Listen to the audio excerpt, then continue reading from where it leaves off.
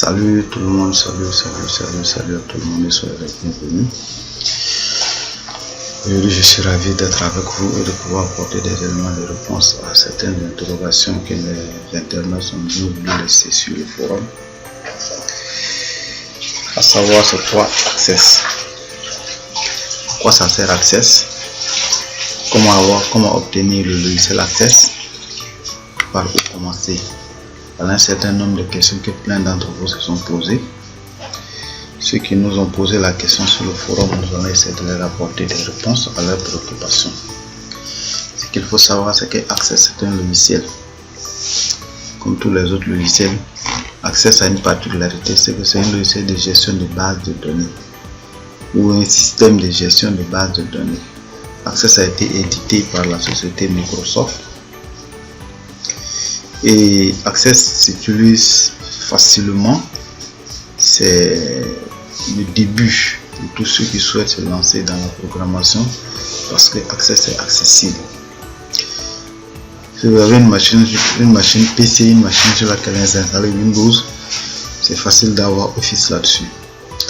Office est par excellence le logiciel de bureau qui est utilisé avec les machines Windows. Donc quand vous installez Office, vous installez le pack Office. Une fois que le pack Office est installé, vous allez facilement avoir accès à l'intérieur du pack Office que vous installez. Je vais vous donner un exemple ici. Voilà, c'est le pack Office qui est là.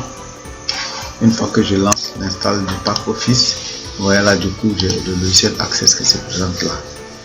Après ça, une fois que l'installation est terminée, vous allez avoir Access qui sera sur votre créer un raccourci, vous allez avoir Access comme Excel qui est là, ce qu'on appelle le logiciel bureau. Mais l'Access est un système de gestion de base de données ou un système de gestion de base de données relationnelle. Donc, avec Access, nous allons apprendre à créer des bases de données. Ces bases de données là, nous allons enregistrer les données. Les bases de données peuvent être orientées dans la gestion. Soit vous avez un centre de santé que vous voulez avoir une idée sur tous les mouvements qui sont effectués dans votre centre de santé. Alors avec une base de données Access, vous allez y arriver. Vous êtes gestionnaire de commerce, avec une base de données, vous allez arriver. Ou bien vous voulez avoir une liste des élèves qui se trouvent dans votre établissement scolaire, c'est là aussi possible. Donc avec Access, le travail se fait facilement. Alors ici, je vais lancer une application qui a été conçue avec Access et vous allez voir à quoi est-ce que ça ressemble. Donc je vais ouvrir ce logiciel là qui est là. Et vous allez voir à quoi est-ce qu'une base de données Access ressemble. Voici la base de données qui est ouverte. Et je vais venir ici, ça c'est le bouton Office qui se trouve sur toutes les applications bureautiques de Microsoft. Donc vous avez ça, le menu Office qui est là.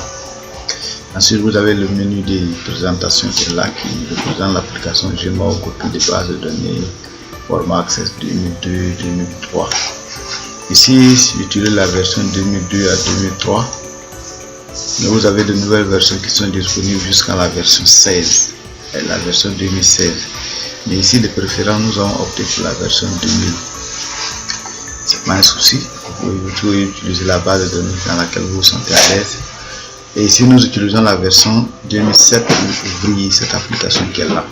Ce qui veut dire que vous pouvez créer votre application avec la version 2000 comme c'est indiqué ici et utiliser la version 2007 ou bien 2016 pour travailler si vous le souhaitez. Tout va dépendre de la configuration que vous donnez à votre application au départ. Donc ici, on a ce menu là qu'on appelle l'horizon. Donc ici, vous avez le menu de départ dans lequel se trouve Accueil, Créer, Données externes, outils de base de données et compléments. C'est ce menu là qui va vous permettre de naviguer, de pouvoir créer votre base de données. D'accord. Ici vous avez le volet de navigation qui se trouve à gauche qui est un slide bar. Donc, je vais cliquer dessus et vous obtenez ça automatiquement. Donc dans ce menu là, ça c'est la page des formulaires, mais on va regarder ensemble à quoi est-ce qu'il ressemble.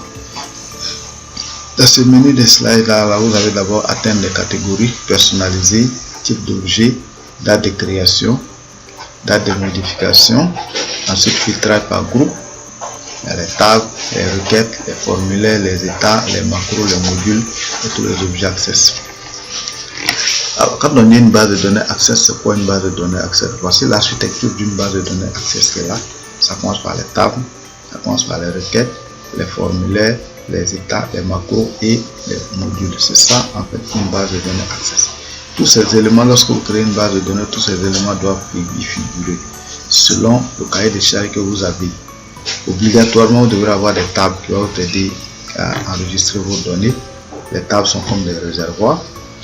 Et vous allez avoir les requêtes qui vont vous permettre de traiter vos données. Les requêtes sont des demandes. Donc, à travers les formulaires qui sont ici, vous allez pouvoir saisir les données. Les formulaires sont les interfaces qu'il y a entre l'utilisateur et la machine. Donc, vous allez entrer le nom de l'utilisateur, le prénom, le numéro de téléphone, son adresse. Là, c'est à travers un formulaire de saisie que vous allez saisir ces informations. Et la requête là va traiter ces informations, ensuite les enregistrer dans la table qui se trouve là. Vous voyez. Donc, les états, on arrive aux états. Les états sont des documents imprimables. Lorsque vous allez éditer la liste de tous les élèves qui se trouvent dans la classe de 5e, vous allez pouvoir imprimer cette liste là sur du papier. Donc, le papier sur lequel vous allez imprimer cette liste là s'appelle un état. Avant d'être du papier physique, c'est d'avoir un état. Vous avez ça en main. Les macros vont vous permettre d'automatiser votre application. Avec les macros, vous allez pouvoir automatiser certaines tâches, telles que la recherche des données. Quand je vais taper par exemple le nom de monsieur Kouma, que je vais appuyer sur la touche valider, qui est la touche entrée, automatiquement la macro ira demander à la requête de traiter facilement cette information et de nous faire un retour beaucoup plus facile. Et les modules aussi, c'est pareil. Les modules, nous allons pouvoir utiliser le code VBA, Visual Basic for Application. Nous allons utiliser ce code là dans les modules. Et dans les modules, nous avons deux types de modules. Nous avons le module standard, dans lequel le même code VBA sera édité.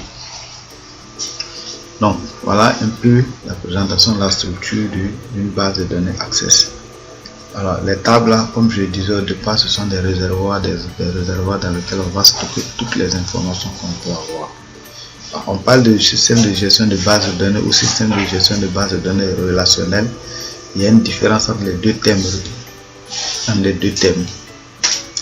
Une base de données est relationnelle lorsqu'il y a des relations qui ont été créées entre cette base de données, entre les différentes tables de cette base de données, comme celle-ci qui est ici. Je vais ouvrir les relations qui sont là, et vous allez voir à quoi ça ressemble.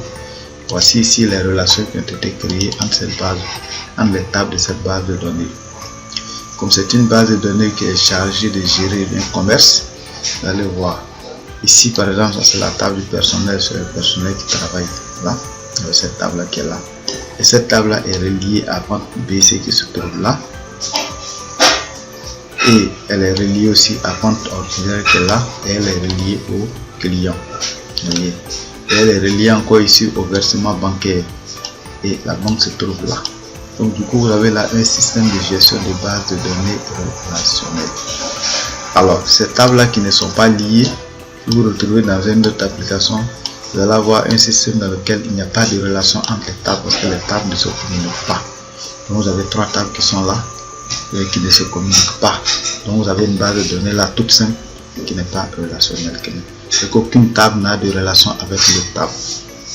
Donc voici le tableau de présentation des relations et des tables avec Microsoft Access. Alors, nous allons voir dans un prochain chapitre comment créer les tables, comment établir les relations et comment est-ce que ça fonctionne avec les requêtes ou avec même le code VBA, comment écrire le code SQL pour établir les requêtes. Pourquoi est-ce qu'ici il y a le 1 et ici il y a le 8? Pourquoi est-ce qu'ici il y a des petites clés? Vous allez avoir des réponses à tous ces éléments là si on a la chance d'être en vie et en bonne santé. Ici, nous allons continuer avec la présentation de notre base de données. Ici, je vais ouvrir, je vais traiter déjà les données. Ici, nous sommes dans la page des formulaires, ça va arriver dessus. Vous voyez là, je vais venir sur les requêtes, bien les tables. Vous avez les tables qui sont là. Tout ça, ce sont des tables qui ont été créées dans cette base de données là. Donc, vous avez les tables qui sont là. Bien, lorsque je vais ouvrir cette table là, vous allez voir cette table là qui est là avec des différentes données qui ont été enregistrées. Donc là vous avez une colonne code article, catégorie, prix d'achat, prix de vente, structure, et ainsi de suite. Vous avez les tables et les champs. Donc ces colonnes là, alors qu'elles sont présentes dans une table avec Microsoft Access. Ensuite les requêtes. Vous avez là les requêtes, et ici nous avons différents types de requêtes. Comme je l'ai dit, les requêtes vont vous aider à traiter les données et les stocker dans la table. Mais ici nous avons plusieurs types de requêtes. Là par exemple, vous voyez là, nous avons des requêtes avec des plus et des points d'exclamation. Voilà. Ici nous avons aussi des requêtes directement avec cet onglet là qui est différent, c'est des requêtes d'analyse croisée. Ensuite vous avez des requêtes ici avec une étoile rougeâtre et un point d'exclamation. Ensuite vous avez des requêtes ici avec deux feuilles qui se trouvent l'une à côté de l'autre. Et voilà les différents types de requêtes qu'on a. Voilà. Comme vous pouvez voir, il y a beaucoup de requêtes qui ont été créées avec cette base de données. Et là vous voyez des requêtes qui sont là avec deux cercles. Les deux cercles s'entrecroisent. Donc voilà différents types de requêtes. Et je crois que dans la prochaine chapitre nous allons pouvoir traiter les fonctionnalités de chacune des requêtes là, vous dire à quoi est-ce que ces requêtes là ressemblent et qu'est-ce que ces requêtes là ont de particulier, qu'est-ce que ces requêtes là font contrairement à d'autres choses, à d'autres requêtes. Ensuite nous allons voir les formulaires ici. Dans ce chapitre vous voyez comment les formulaires se présentent. Ici par contre nous avons une seule présentation pour les formulaires, seulement que nous allons avoir la latitude de le créer et de le personnaliser comme nous le désirons. Les icônes des formulaires restent les mêmes et telles. Ensuite nous allons avoir les états. Vous voyez, nous avons ici les états dont l'icône automatiquement vert sous forme de cahier ou sous forme de registre. C'est les requêtes, du moins les états. Donc voici les états. Ensuite vous avez ici les macros. Voici les macros qui sont là. Voilà, les différents macros qui ont été créés sur cette base de données. Et là vous avez les modules. C'est les modules qui ont été créés déjà pour cette base de données. Donc on retourne en arrière. On a déjà vu à quoi ressemble une table et les données qui y sont enregistrées. Nous allons revenir encore sur cette table, sur les tables là pour voir. Ici, déjà cette table là, vous voyez, elle est toute simple. Elle est très simple. Mais ici, c'est la particularité de cette table là, elle est en relation avec d'autres tables. Donc là, nous avons une table qui est en relation avec d'autres tables. Alors, je vais faire fermer ici et ouvrir cette table et la catégorie. Regardez bien ici, vous allez voir la différence qu'il y a entre ces deux tables. Je vais fermer ça. Je vais réduire ça ici et ramener ça là. Comme ça, vous allez bien voir. Regardez, voilà. Regardez bien. Ici, nous avons la colonne catégorie, code article. Nous avons la colonne des articles et nous avons la colonne des catégories. C'est cette colonne là directement qui va nous intéresser. Ici, nous avons la table des articles et là, nous avons la table des catégories. J'ai ouvert la table des articles et la table des catégories. Mais ici, nous allons nous intéresser à la colonne des catégories et à la table des catégories. Je reviens en arrière, que vous voyez bien, regardez bien outils de base de données, les relations. On va leur retrouver la table des articles, la table des catégories. Vous voyez cette table là, voici la table des catégories. Ici vous voyez, il n'y a aucune relation entre ces deux tables. Physiquement, pas de relation. Mais nous avons eu dans le passé à créer déjà les relations, mais on les a seulement supprimées. Comme ces relations ont été supprimées, nous allons les rétablir pour que vous voyez à quoi est-ce que ça ressemble et comment est-ce que ces relations sont faites. Et nous allons passer à l'étape des données. Vous allez voir comment ça y est. Alors ici, le plus simplement possible, vous cliquez, vous faites un double clic sur cette table là qui est là. Et cette fenêtre là va se présenter. Là, vous allez choisir la table. Et ici aussi, vous allez choisir la même chose. D'accord. Donc, je vais annuler ça. La deuxième méthode consiste à cliquer directement ici, dans cette colonne là. de cette table et à tirer jusqu'à venir mettre ça sur là, c'est-à-dire code catégorie doit être relié à code catégorie dans la deuxième table. Et regardez bien, modifier les relations. Du coup, j'obtiens code catégorie dans la table des articles qui est là et code catégorie dans la table des catégories aussi qui est là. Donc je vais créer tout de suite ma relation. Je clique là-dessus, OK, et voici ma relation qui est créée le plus simplement possible. Cette relation étant créée, je vais fermer ici, je vais enregistrer et vous allez voir quoi ça ressemble. Comment les données sont traitées? Le plus simplement possible, on va commencer par ici la table des catégories, parce que lui il est le côté 1 et lui il est le côté plusieurs. Et cette table étant en relation avec la table des articles, vous allez voir que là on obtient des plus. Les plus sont marqués pour marquer le côté plusieurs ou le côté 1. Donc quand je vais cliquer ici, il me donne ça, je fais OK et automatiquement il me donne cela. Je vais refermer ici, je prends par exemple vinaigre ici, et je vais chercher le vinaigre là.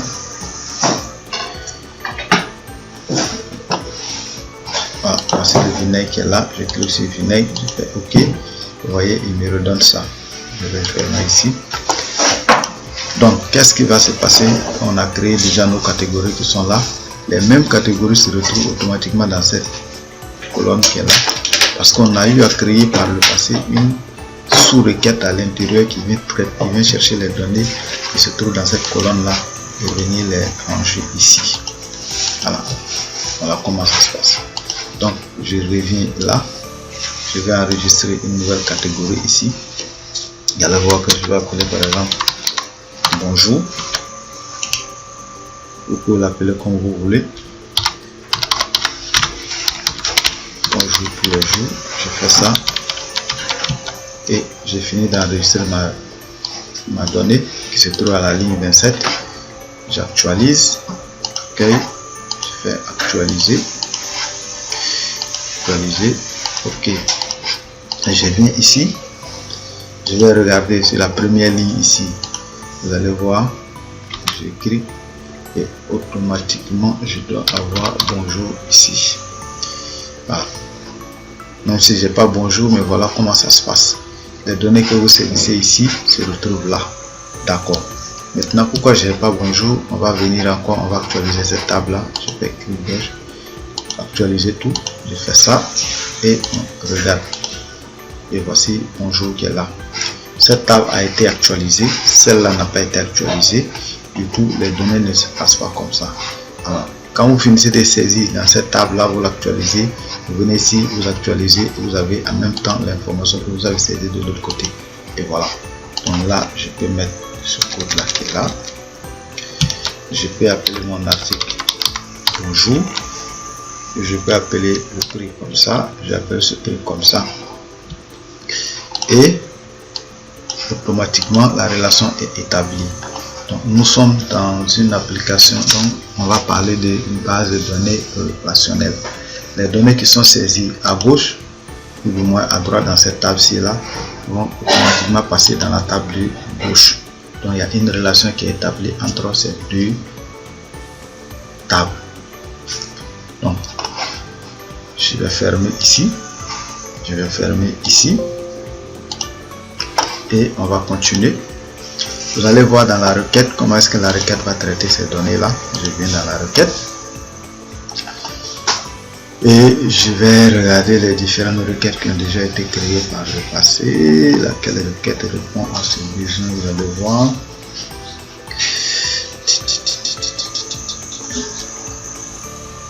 Il y a une requête qui était là, filtre par catégorie. Je prends cette requête. Voilà ça. Formulaire de recherche par catégorie, les articles par catégorie, je mets la catégorie 39. Et j'ai automatiquement l'article que j'ai saisi de l'autre côté. Vous voyez. Voici, je vais revenir encore. Donc, ici, la requête est censée traiter les données qui se trouvent dans la table par catégorie. Donc je vais ouvrir ici et vous voyez qu'il n'y a rien. À l'ouverture, il va me demander ça. Donc je vais mettre seulement 39, qui est le code de la catégorie que j'ai créé de l'autre côté. J'écris sur OK et automatiquement il me dit là, le nom de la catégorie s'appelle bonjour. Vous avez donné ça comme description. Ici ma requête qui est très donnée. Je vais fermer. Et au niveau du formulaire, on va revoir. Voici le formulaire, voici par là, j'ai le formulaire catégorie, je vais ouvrir ça. Et voici les catégories qui sont ici. C'est le formulaire série des catégories. Je vais créer donc une nouvelle catégorie encore ici. Je vais ajouter. Ici, je n'ai rien à mettre. Mais là, je vais seulement mettre bonsoir. Je vais l'appeler bonsoir. Ici, je vais mettre bonsoir. Et si vous allez voir, le numéro a automatiquement été donné parce qu'on est passé de 39 à 40. On parle d'auto-incrémentation. Je vais ajouter, lui il a déjà été saisi et je vais venir ici. Vous allez voir qui sera là. Voici le bonjour qui est là.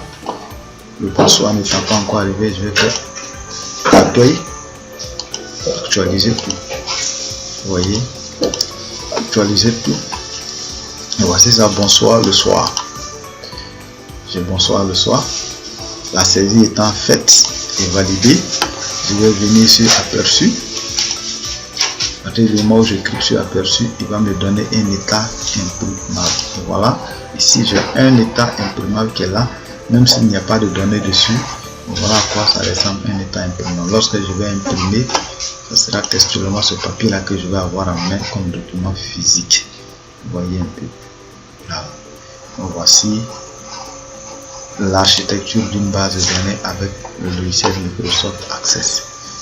Donc voici la réponse que tout le monde s'est posé. Et nous allons voir maintenant les macros. Voici une macro qui est là.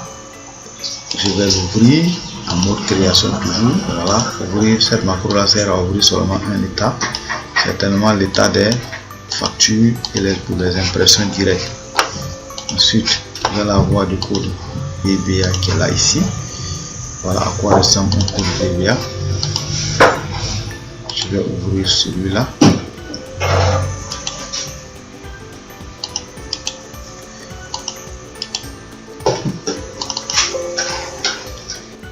Vous ne pouvez pas importer. Ah d'accord, donc du coup on ne peut pas importer parce qu'on ne peut pas l'ouvrir.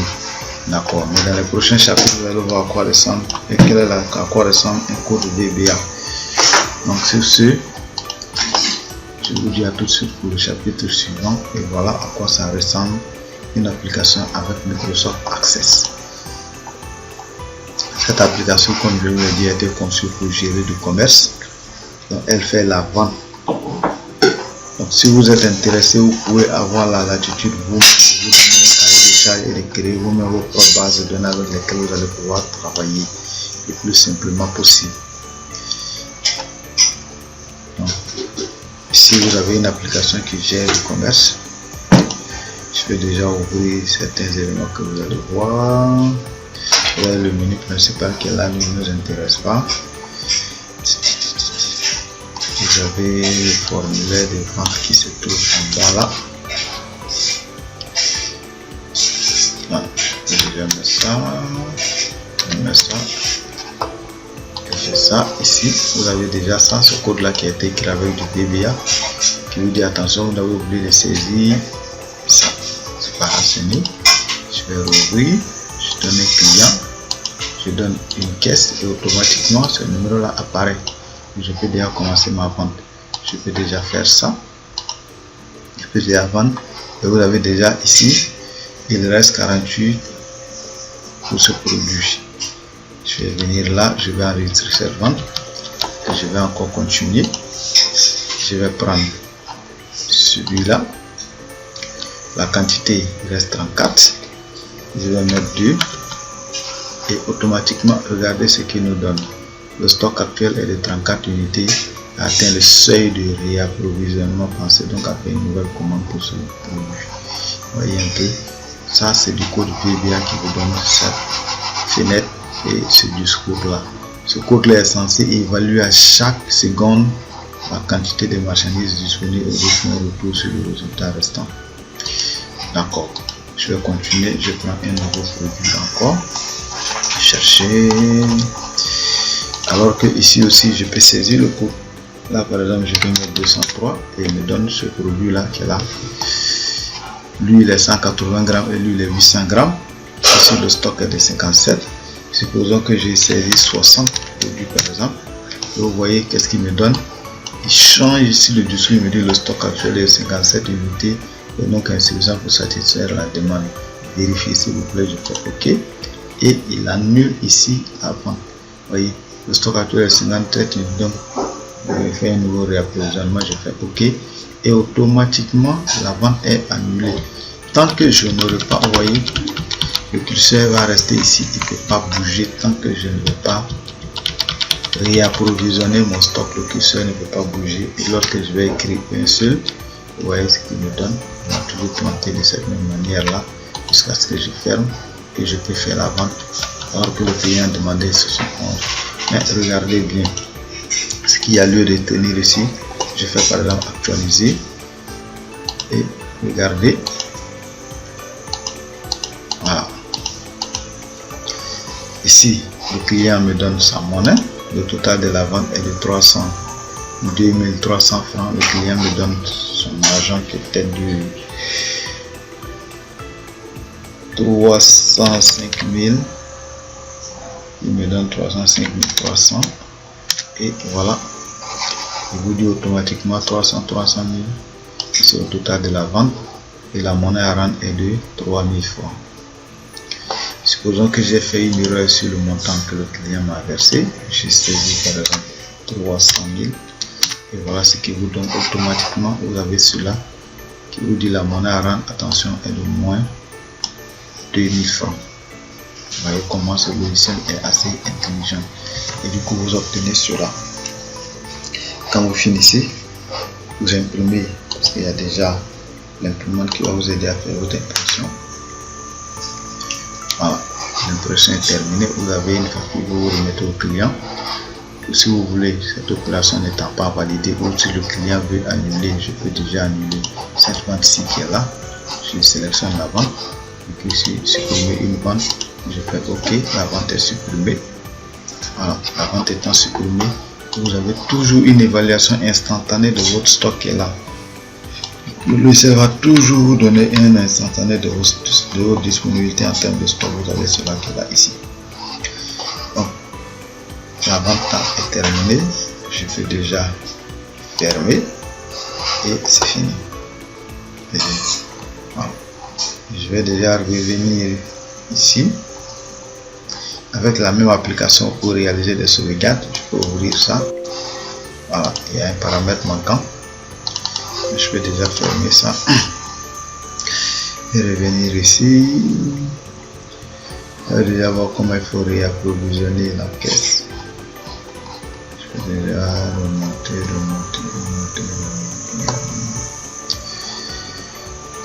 Et voilà. Ici déjà je vais réapprovisionner mon stock.